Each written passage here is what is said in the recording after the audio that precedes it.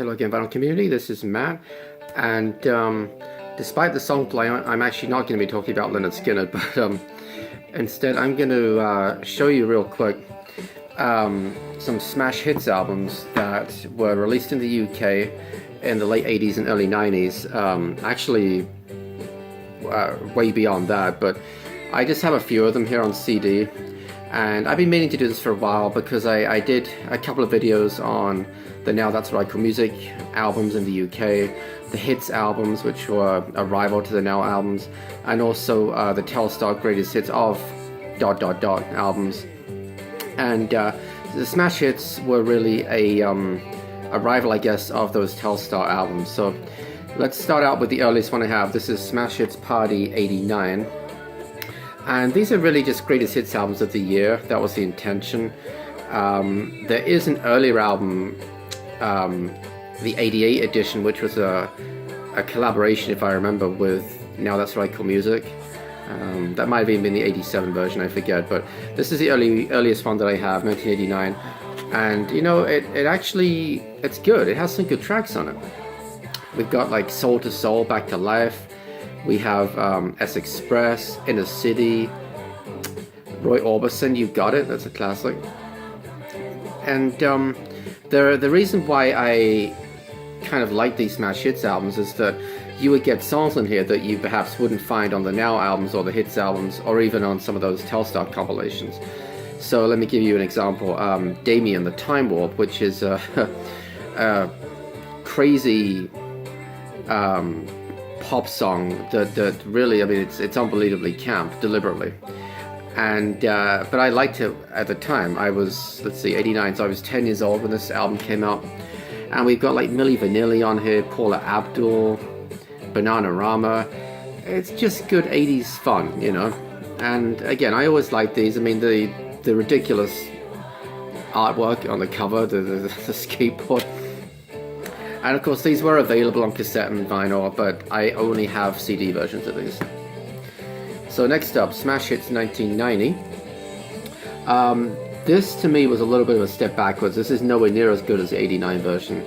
We do have some number ones on it. We got You Can't Touch This, MC Hammer, Sinead O'Connor, Nothing Compares to You, great track.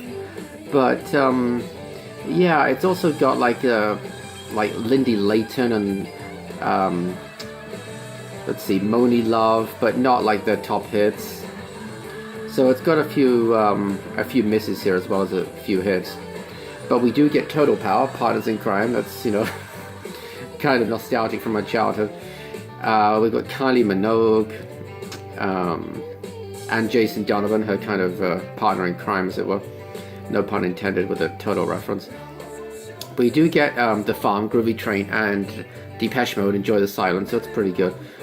In Spiral Carpets, that's good as well. And a really excellent cover of Strawberry Fields Forever by Candy Flip. It's sort of a weird trip-hop version of it. It's pretty good, And Erasure, Blue Savannah. So, you know, it's not like it's a bad album. I just don't think it's quite as good as the 89 version. Alright, next up, Smash Hits in 1991. And this one, again, is not as good as 89. But it has a bunch of tracks on here that you could not find on any other compilation album at the time, at least not in the UK. So we've got like Good Vibrations, Marky Mark and the Funky Bunch, Chesney Hawkes, The One and Only. That was a pretty big hit, actually. We've got Kathy Dennis, Just Another Dream, Roxette, Fading Like a Flower, Beverly Craven, Promise to Me. It's a really excellent track, actually. Jesus Jones, International, Bright Young Thing. Let's see what else. Kim Appleby, GLAD. Actually, that might have been on one of the Now albums. I think that was on Now 19, but it's still a great pop song. Footsteps Following Me by Francis Nero. I remember that being in the charts. It was a big sort of pop dance track. Big hit in the summer of 91. We've got, let's see, Seal, Crazy. That actually was on one of the Now albums, but still, it's a great track. Bomb the Bass, Winter and July. Come on, it's great stuff. Do the Bartman by The Simpsons. Well, it was a pretty big hit in the UK, but I don't know. I guess I can't really complain. I used to have the 7-inch single of Do the Bartman when I was a kid. But we also got like the KLF and Rosala, DJ Jazzy Jeff, excuse me, and the Fresh Prince, the Prodigy. So, you know, it's not bad. These are really good for a lot of like dance tracks from the time. Next up, I have this is Smash Hits Massive.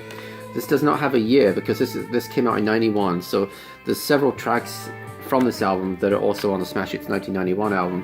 This was just kind of like a one-off release. They would do this sometimes. All the other albums are double albums, but this is just a single. And it's pretty good, you know. We have like Offshore and The Shaman, Soho, The Source featuring Candy Staten with You Got the Love, CNC Music Factory, Gonna Make You Sweat, The Waterboys, The Whole of the Moon. Let's see what else. Vanilla Ice, Ice Ice Babies. You know, it's really not bad. I used to have that on cassette back in the day, so it's kind of nostalgic. And then finally, the last one I have is Smash Hits 92.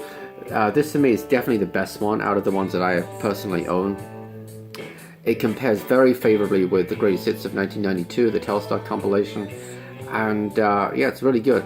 It starts off kind of strangely though. We start off with Take That, It Only Takes a Minute, which, okay, Take That ended up being a huge boy band in the 90s, but they weren't as big by this time, and It Only Takes a Minute only got to number 7 in the charts, so it's a really little bit of a strange track to start off with, I think.